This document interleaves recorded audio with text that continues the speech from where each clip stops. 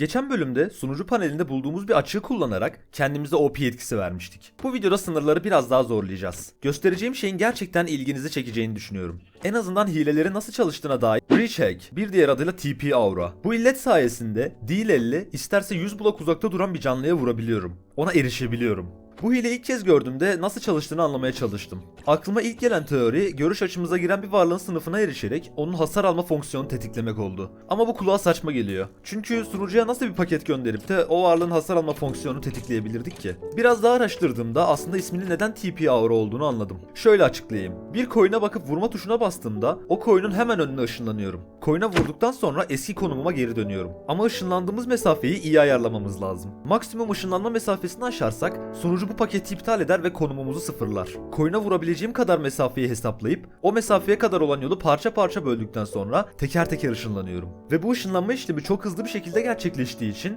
diğer oyuncular tarafından ve hatta benim tarafımdan da görülemiyor. Basitçe yaptığımız şey buydu. Vurmak istediğim hedefin konumunu hesaplamak, ardından bunu parçalara bölmek ve teker teker player move paketleri göndererek oraya ışınlanıp hedefe vurmak. Ardından tekrar aynı rotayı izleyerek eski konumuma geri dönmek. Genel olarak kod bu şekilde gözüküyor. Önce kameramızın baktığı yöne doğru sanal bir çizgi çekerek görüş alanımızdaki hedefi tespit ediyorum. Hedefi bulduktan sonra aramızdaki toplam mesafeyi hesaplıyor ve bunu 8 blokluk adımlara bölüyorum. Ardından bir döngü başlatarak bu adımlara teker teker konum paketleri yollayıp hedefe yaklaşıyorum. Vuruşu yaptıktan sonra aynı döngüyü tersten çalıştırıp başladığım noktaya geri dönüyorum. Ancak burada hesaba katmadığımız bir problem var. Ben ışınlanmaya çalışırken araya bir cisim girdiğinde yanlışlıkla onun içine ışınlanabiliriz. Sunucu katı bir bloğun içine girmeye çalıştığımızı tespit edip tüm paketleri reddeder ve konumumuzu sıfırlar.